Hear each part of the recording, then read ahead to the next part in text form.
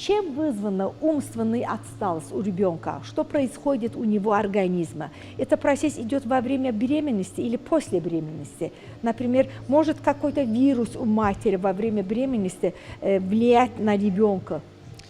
Вот мы, собственно, продолжаем ответ на предыдущий вопрос. Да, это все вероятно. И будет ли умственная отсталость у ребенка или не будет, будут другие симптомы, зависит от того, какая часть головного mozga пострадала. Aha, məsələ burasındadır ki, mən elə sualınızın cavabını sizə deyirəm.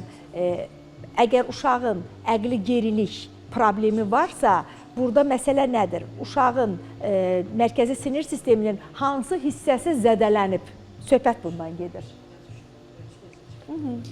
Вот, то есть, да, умственная отсталость очень часто сопровождает другие аутичные черты и симптомы, то есть это совершенно не редкость. Хотите продолжать? Да, мы достаточно часто, ну, практически почти каждый день отвечаем на этот вопрос, каковы причины аутизма, умственной отсталости, то есть к нам приходят каждый день люди на консультации, и всегда возникает у них этот вопрос. Konsultasiyaya gələn bütün insanları bu suallar maraqlandırır. Necə ki bizə bu sualları siz yönləndirirsiniz? И ответы, они все сводятся так или иначе к разным видам органических поражений, которые есть в теле. Orqanizmdə olan dəyişikliklərdən asılıdır. Yəni bütün suallarımızın cavabı gətirir buna çıxardır. Это может возникнуть до рождения, во внутриутробном периоде. Hamiləlik dövründə uşaq doğulmamışdan öncə ola bilər bu səbəblər artıq uşağa təsir eləsin. Это могут быть, например, вирусные поражения. Virus infeksiyaların yoluxması nəticəsində əmələ gələ bilər bu səbəblər. Гипоксия.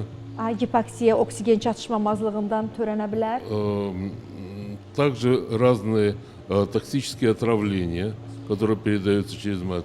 Hətta müəyyən zəhərlənmələr var ki, məsələn, hamiləlik dövründə ana müəyyən deyək ki, qida zəhərlənmələri keçirirsə, bu da uşağa, yəni dölə təsirsiz qalmır. Достаточно часто к нам обращаются семьи с детьми, у которых произошли родовые травмы. Daha tez-tez bizə bax bu simptomlarla müraciət edən uşaqları biz araşdırırıq. Məlum olur ki, doğuşda travma alan uşaqlardır onların əksəriyyəti. И также, вот как многие семьи знают, эти повреждения уже при наличии, ну, ослабленного организма у ребенка могут возникнуть и после рождения.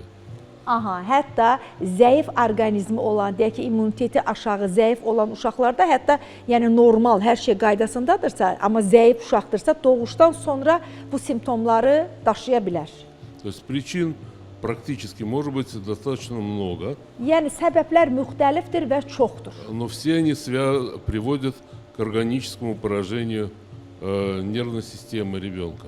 Əsas məsələ budur ki, bu səbəblər birmənalı olaraq uşağın mərkəzi sinir sisteminə təsirini göstərir. Yəni təsirsiz qalmır, o mərkəzi sinir sistemi də zədələndisə, mütləq şəkildə bax bu simptomları biz görürük.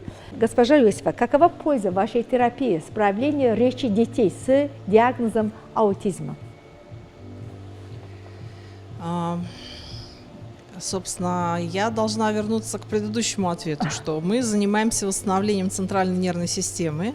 Biz əsasən mərkəzi sinir sisteminin deyək ki, sağalması ilə məşğul oluruq.